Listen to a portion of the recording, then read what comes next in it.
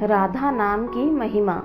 एक बार एक संत जी किसी गांव के निकट आश्रम पर भागवत जी की साप्ताहिक कथा कर रहे थे।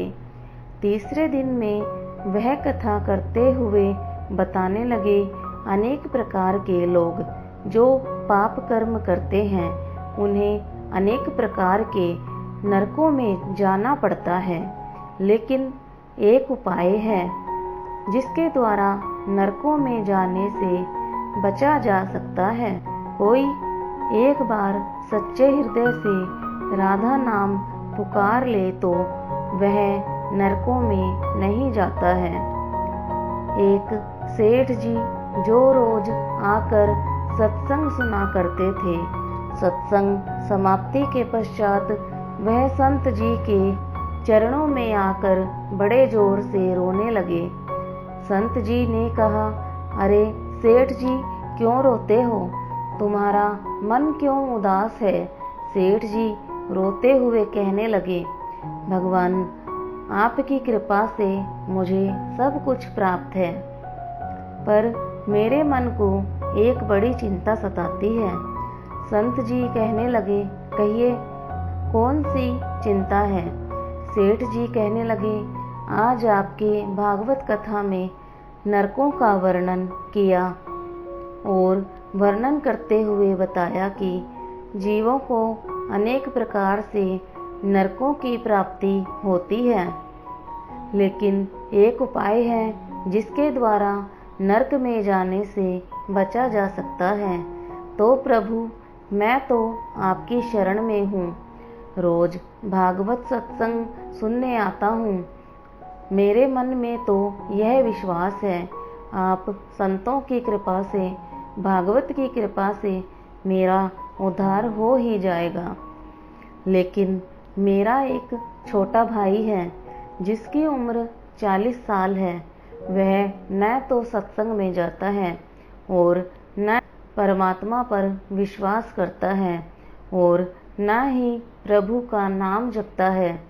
उसका उद्धार किस प्रकार होगा? मुझे उसकी बड़ी ही चिंता सताती है। मैं उसे बहुत बार समझाने का प्रयास कर चुका हूँ। इस संसार के काम तो होते रहेंगे, तुम भगवान के नाम का स्मरण किया करो। तब वह कहता है, ऐसा करने से कुछ भी नहीं होता, तुम भी मत किया करो। मैं जितना आस्तिक हूँ, प्रभु के प्रति मेरी जितनी आस्था है, वह उतना ही कट्टर और अनिश्चरवादी है। तब संत जी ने कहा, क्यों चिंता करते हो? एक दिन उसका भी उद्धार हो ही जाएगा। सेठ जी रोते हुए कहने लगे, हे भगवान, उसका उद्धार कब होगा?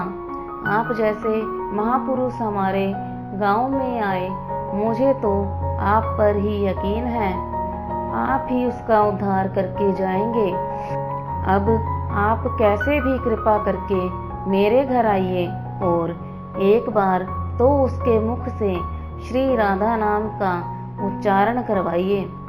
तब सेठ जी की विनती सुनकर संत जी कहने लगे, कल सत्संग समाप्ति के पश्चात मैं आपके घर आऊंगा और मैं उसे परमात्मा का सुमरन अवश्य करवा लूंगा। दूसरा दिन हुआ, सेठ जी अपने घर गए, संत जी के आने का इंतजार करने लगे। आश्रम पर कथा की समाप्ति हुई। अब संत जी अपने वचन के अनुसार सेठ जी के घर पहुँचे। जैसे ही घर पहुँचे, सेठ जी ने बड़ा श्रद्धा भाव से संतों का स्वागत किया। उन्होंने अपने भाई को बुलाकर कहा, संत जी आज हमारे घर पधारे हैं, उनका दर्शन कर लो। वह अंदर से ही बैठे बैठे कहने लगा, मुझे ना तो किसी संत से मिलना है और ना ही भगवान से मिलने की इच्छा है। तुम ही उनकी सेवा करो, तुम ही उनका पेट भरो। संत जी ने जब यह वचन सुने, सेठ जी रोते हुए कहने लगे, भगवान जी, देखा आपने, आपके सामने ही आपका अपमान कर रहा है। संत जी कहने लगे, सेठ जी ऐसा मत कहिए। सब कुछ अच्छा होगा। अब सेठ जी को दिलासा देते हुए संत जी पलंग से उतरे और उसके भाई के कक्ष में आ गए और उसके कंधों पर हाथ रखकर कहने लगे, और बताओ आज तक कितना कमाया। संत जी को इस प्रकार अपने नजदीक देखकर कहने लगा, अपना हाथ मेरे कंधों से हटाओ। मैं ना तो संतों को मानता हूँ ना भगवान को मानता हूँ। लोग जितने आस्तिक होते हैं मैं उतना ही कट्टर नास्तिक हूँ। मैं भगवान को नहीं मानने वाला हूँ। आप मेरे नजदीक क्यों आए हो? संत जी कहने लगे, मैं तो अपना काम करने आया हूँ। संतों का काम होता है लोगों का उद्धार करना। आज तुम्हारे उद्धार का कार्य मुझे मिला है तो अवश्य ही करके जाऊंगा मैं। सेठ जी का भाई भी बड़ा कट्टर था। वह कहने लगा, आपको किसी का भी उद्धार करना है कर लीजिए, पर मेरा उद्धार आप नहीं कर सकते। मैं कुछ भी नहीं करने वाला हूँ। सेठ जी के भाई को देखकर संत जी मुस्कुरा कर कहने लगे, एक बार राधे राधे बोल दो। सेठ जी का भाई कहने लगा, मैं कुछ नहीं बोलूंगा। संत जी ने कहा, राधे राधे बोल दो। वह कहने लगा, नहीं कहूँगा। फिर संत जी ने कहा, राधे राधे बोलो। वह कहने लगा, मैंने कहा ना मैं नहीं बोलूँगा। तब संत जी पुनः सेठ जी के पास आए और कहने लगे, अब आपने मेरे ऊपर ही जिम्मा सौंपा है। अब मैं जो भी करूँगा आप बीच में नहीं आना। आज सारे परिवार वाले बाहर जाकर बैठ जाओ। जब तक मैं आपको बुलाऊं नहीं, एक भी परिवार वाला इस कमरे में नहीं आना चाहिए। अब इस प्रकार सेठ जी अपने परिवार सहित आकर बाहर बैठ गए। अब कक्ष में सिर्फ संत जी और सेठ जी का भाई था। संत जी ने उन्हें प्रेम से कहा, अरे भैया एक बार राधे राधे बोल दो। वह कहने लगा, मैंने आपसे मना किया ना, मैं नहीं कहता हूँ। ना भगवान को मानता हूँ ना भगवान की बातें करता हूँ। मैं कट्टर नास्तिक हूँ। संत प्रेम से कहने लगे, जितने तुम कट्टर नास्तिक हो मैं उतना ही आस्तिक हूँ। मैंने अगर निश्चय कर लिया है तुम्हारे मुख से राधा नाम सुनकर ही जाऊंगा, और पक्का समझ लेना कि तुम्हारे मुख से राधा का नाम निकलेगा ही। आप कितना भी प्रयास कर लो, मैं एक बार भी नहीं लेने वाला हूँ नाम। आप संत महापुरुष होते तो बड़े दयालु हैं, पर मात्र उन्होंने क्या किया, उस सेठ के भाई का हाथ पकड़ा और हाथ पकड़कर जोर से घुमाने लगे।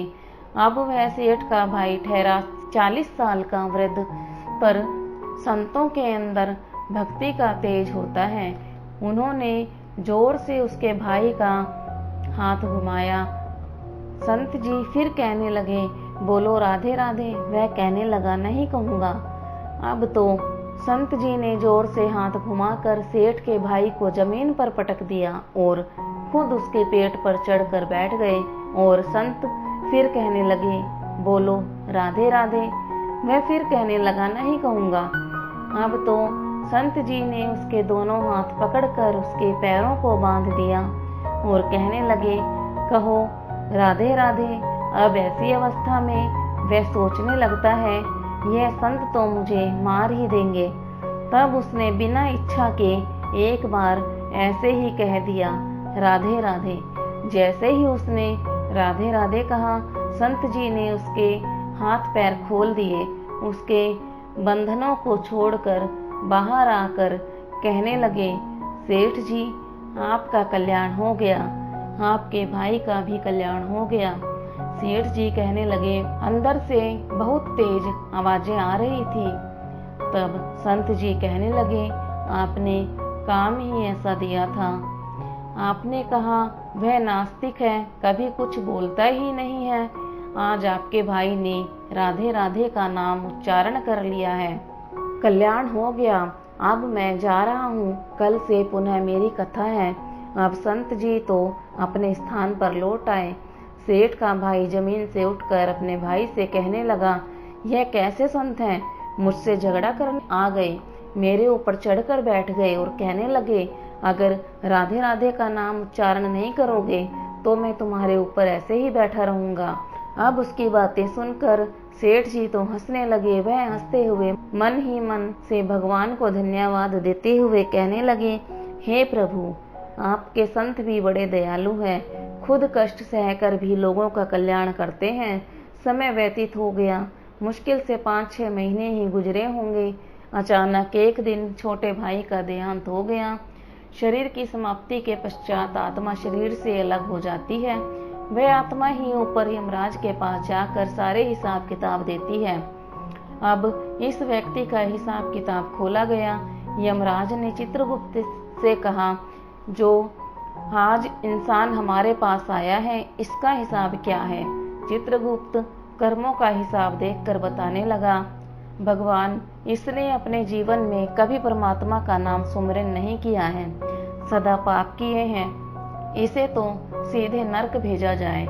अब यमराज के आदेश के अनुसार जैसे ही उसे नरक भेजा जा रहा था, तभी चित्रगुप्त ने कहा, भगवान, एक बात है। यमराज जी ने कहा, कौन सी बात? चित्रगुप्त ने कहा, भगवान, एक बार संतों के कहने पर इसने राधा नाम का उच्चारण किया था। अब एक बार राधा नाम का उच्चारण यमराज ने दूतों से कहा, थोड़ी देर रुक जाइए, इसका हिसाब किया जाएगा, इसके बाद ही इसे नरक में भेजा जाएगा। यमराज ने अपने चित्रगुप्त से कहा, जल्दी से इसका हिसाब देखो और कहीं इसने परमात्मा का नाम उच्चारण तो नहीं किया है। चित्रगुप्त ने फिर से पुनः सारा हिसाब देखा और देखकर कहने लगे, भगवान, इसने एक बार जो नाम उच्चारण किया है वह संतों के भय से किया था, दिल से भी नहीं किया था, पर एक बार राधा नाम का उच्चारण किया है। अब यमराज जी विचार करने लगे कि अब एक बार राधा नाम का उच्चारण और सारा जीवन पाप में अब क्या किया जाए। तब यमराज ने उसे इंसान से पूछा, एक बात बताओ, हम तुम्हें पहले राधा नाम उच्चारण का फल दें या तुम्हें नरकों में भेज दिया जाए? तब वह भक्त हाथ जोड़कर कहने लगा, भगवान, नरक में तो जाना ही है, इससे अच्छा है आप मुझे एक बार राधा नाम उच्चारण का फल दे दो, फिर मुझे जहाँ चाहे भेज देना। तभी यमराज जी अपनी पुस्तक खोलकर देखने लगे कि एक बार राधा नाम उच्चारण का फल क्या है। उन्होंने सारी पुस्तकें खोल दी, पर उन्हें कहीं फल दिखाई नहीं दिया। सब विचार करने लगे, एक बार राधा नाम उच्चारण का फल तो मुझे पता ही नहीं है। तब अपनी शंका के निवारण के लिए उस भक्त को अपने साथ लेकर स्वर्ग लोक में आ गए। स्वर्ग में आकर यमराज ने इंद्रदेव से कहा, हे इंद्रदेव, मुझे बताइए, एक बार राधा नाम उच्चारण करने का क्या फल होता है? तब इंद्रदेव ने बहुत प्रयास किया, पर उन्हें भी इसका फल पता नहीं चला। तब वह सब देवता मिलकर ब्रह्मदेव के पास आए। ब्रह्मदेव ने भी जब उन सब को देखा, तब ब्रह्मदेव उनसे पूछने लगे, यह आपके साथ इंसान कौन है? तब इंद्रदेव कहने लगे, भगवान, इसने एक बार राधा नाम का उच्चारण किया है, बाकी सारा जीवन इसने पाप किया है। हमें तो पता नहीं राधा नाम उच्चारण का फल क्या है, इसलिए हम आपके पास आए हैं। तब ब्रह्मा जी ने भी बड़ा प्रयास किया, राधा नाम उच्चारण का फल क्या है, अब उन्हें भी पता नहीं चला। तब ब्रह्मदेव कहने लगे, हम सब मिलकर इसे अपने साथ भगवान शंकर जी के पास लेकर चलते हैं। तब वह भगवान शंकर जी के पास पहुँचे। भगवान शंकर जी से प्रार्थना कर कहने लगे, हे महादेव, इस इंसान ने सारा जीवन पाप किया है, बस एक बार संतों के कहने पर राधा नाम का उच्चारण किया है। अब आप बताइए, एक बार राधा नाम उच्चारण का क्या फल है? तब महादेव जी ने बड़ा प्रयास किया, पर वह भी राधा नाम की महिमा को बता नहीं सके। तब शंकर जी कहने लगे, अब हमें भगवान श्री कृष्ण के पास चलना पड़ेगा, क्योंकि वही राधा तत्व को जानते हैं। ऐसा सोचकर सब देवी देवता भगवान शंकर के साथ मिलकर उस इंसान की आत्मा को लेकर भगवान श्री कृष्ण के गोलोक धाम में पहुँचे। गोलोक धाम में भगवान श्री कृष्ण राधा जी के साथ अपने आसन पर विराजमान थे। भगवान श्री कृष्ण ने सब देवी देवताओं का सम्मान किया और उनसे पूछा, आज अचानक से आने का क्या कारण है। तब भगवान शंकर हाथ जोड़कर कहने लगे, हे भगवान, यह इंसान इसे धरती से लाया गया है। इसने अपने जीवन में अनेक पाप किए हैं, पर एक बार राधा नाम का उच्चारण किया है। यमराज जी पता न कर सके कि एक बार राधा नाम उच्चारण का क्या फल है। तब इसकी जानकारी के लिए इसके साथ इंद्र जी के पास स्वर्ग में आए थे। फिर स्वर्ग में होते हुए ब्रह्मलोक आए थे। ब्रह्मलोक से होते हुए ये मेरे पास पहुँचे। अब मैं इन सब को अपने साथ ले आपके पास लेकर आया हूँ। अब आप ही बताइए, एक बार राधा नाम उच्चारण का क्या फल हो सकता है। जब इस प्रकार बातें चल रही थी, तब श्री कृष्ण के पास बैठी राधा रानी बड़े जोर से हंसने लगी। तब श्री कृष्ण ने कहा, हे राधिका, क्यों हंसती हो। तब राधिका कहने लगी, हे भगवान, ये अभी तक राधा नाम का महत्व नहीं समझ सके। तब भगवान शंकर जी कहने लगे, देवी राधिका के नाम का क्या असर है, आप हमें बताइए ना। तब राधिका जी कहने लगी, हे महादेव, आप खुद सोचिए, इस व्यक्ति ने एक बार राधा नाम जपा, वह एक बार राधिका के नाम जपने से स्वर्ग लोक की सैर करके आया, ब्रह्मदेव का दर्शन करके आया, आपके महादेव लोक में आपका दर्शन किया है। आज एक बार उच्चारण के प्रभाव से यह आप सबको साथ लेकर हमारे गोलोक धाम में आया है, मेरे दर्शन और श्री कृष्ण का पूजन कर रहा है। इससे अधिक राधा नाम का और क्या फल हो सकता है। जब राधिका जी ने इस प्रकार एक बार राधा नाम का पूरा महत्व बताया, तो यमराज कहने लगे, यह तो बड़ा अनंत फल है। जो व्यक्ति नरकों में जाने वाला था, वह एक बार राधा नाम उच्चारण से सब लोगों की सैर कर भगवान श्री कृष्ण और राधा रानी के चरणों में उपस्थित हो गया है। इससे अधिक फल और क्या हुआ। तभी फिर से यमराज कहने लगे, भगवान, क्या अब इसे नरकों में ले जाने की आवश्यकता है। तब श्री कृष्ण जी कहने लगे, हे धर्मराज, जिसने एक बार राधा रानी के चरणों का दर्शन कर लिया हो, वह तो कभी नरक में जा ही नहीं सकता। तब वह भक्त जो वहां पर राधा रानी के दर्शन कर रहा था, वह कहने लगा, महारानी, मैंने तो संतों के भय से आपका राधा नाम उच्चारण किया था, पर जो सच्चे हृदय से आपके नाम का उच्चारण करते हैं, उन्हें तो जीवन में कोई भय होगा ही नहीं। वह तो नरकों की यात्रा में कभी निकलेंगे ही नहीं, वह तो सीधा आपके चरणों में ही समा जाएंगे। तो इतना महत्व है एक बार राधा नाम के उच्चारण का। तो सच्चे हृदय से जो एक बार इस प्रकार कह दे, राधे राधे श्याम मिला दे, राधा नाम का उच्चारण करते ही परमात्मा का साक्षात दर्शन हो जाता है। जय जय श्री राधे। दोस्तों, यह कहानी अगर आपको पसंद आई हो तो कृपया इस वीडियो को लाइक करें और हमारी वीडियो को शेयर करें और हमारे चैनल को सब्सक्राइब करें। धन्यवाद।